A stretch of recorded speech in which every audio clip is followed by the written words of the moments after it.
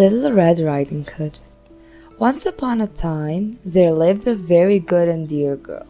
Everyone in the village loved her because she was always kind, smiling, and cultured. However, she was loved most by her grandmother, who was always thinking of ways to make her happy. Every time she saw her, she would give her some small gift, whether it was a cookie, a scarf, or something small. One day, her grandmother sewed her a special hood made of red velvet, a material that was soft and shiny. The little girl liked that hood so much she wore it all the time, regardless of the time or occasion. That's why everyone started calling her Little Red Riding Hood. One morning, Little Red Riding Hood's mom said to her, "Your grandmother is sick and weak. I have prepared some warm soup and tea for her to help her get well. Please take it to her." Mom gives her a basket and warns her, "Don't get off the road through the forest. If you get off, you can get lost or fall and spill everything you're carrying. Be careful, and when you get there, say hello to Grandma." Little Red Riding Hood nodded and headed for the forest.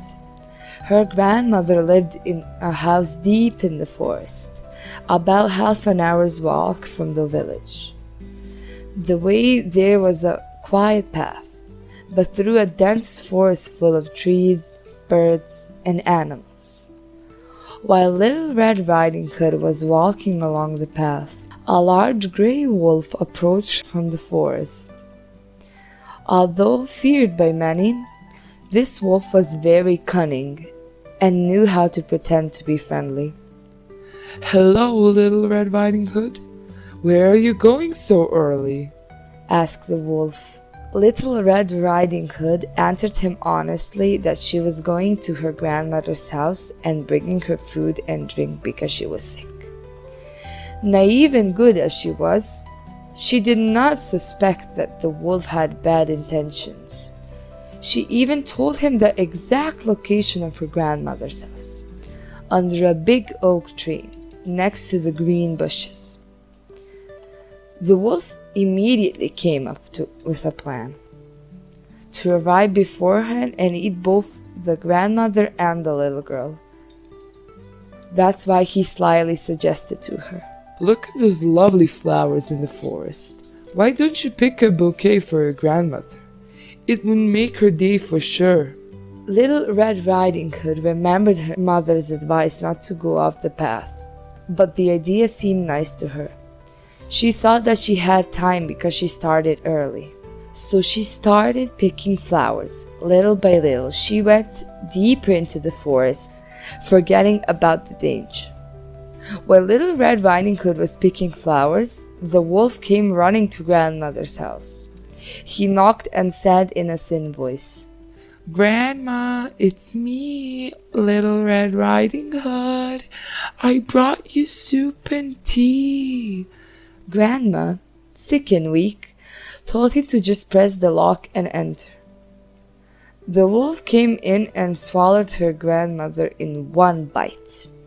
Then he put on her nightgown, put on a cap and glasses, got into her bed and pulled the sheets up to his eyes. So he pretended to be grandmother, waiting for Little Red Riding Hood. Not long after, Little Red Riding Hood arrived. The door was open, which she found strange. She entered and saw the room was dark. She opened the curtains to let in the light and walked over to the bed. She noticed that her grandmother looked different than usual. Grandma, how come you have such big ears?" "To hear you better," answered the wolf. "And how come you have such big eyes?" "To see you better." "And how come you have such big hands?" "To hug you better." "But Grandma, how come you have such sharp teeth?" "To eat you better." At the moment, the wolf jumps out of the bed and swallows Little Red Riding Hood. The wolf, full and satisfied, lays down on the bed and falls asleep. He starts snoring so loudly that the hunter passing by the house can hear it. He found it strange that Grandma was snoring so loudly, so he went in to check. When he saw the wolf in the bed with a huge belly, he immediately understood what had happened. Instead of killing him, he took a pair of scissors and carefully cut open his stomach. Little Red Riding Hood and Granny jumped out alive and well. Little Red Riding Hood ran to get stones, and together they filled the wolf's stomach with heavy stones and sewed it up again. When the wolf woke up and tried to run away, the stones pulled him down and he fell dead. Grandma drank the soup and tea and immediately felt better. Little Red Riding Hood realized how important it is to listen to her parents and not to stray away from the safe path, even if everything seems nice and harmless. Since then, she was always careful and knew that there are good and dangerous characters in the world, just like the wolf in the forest.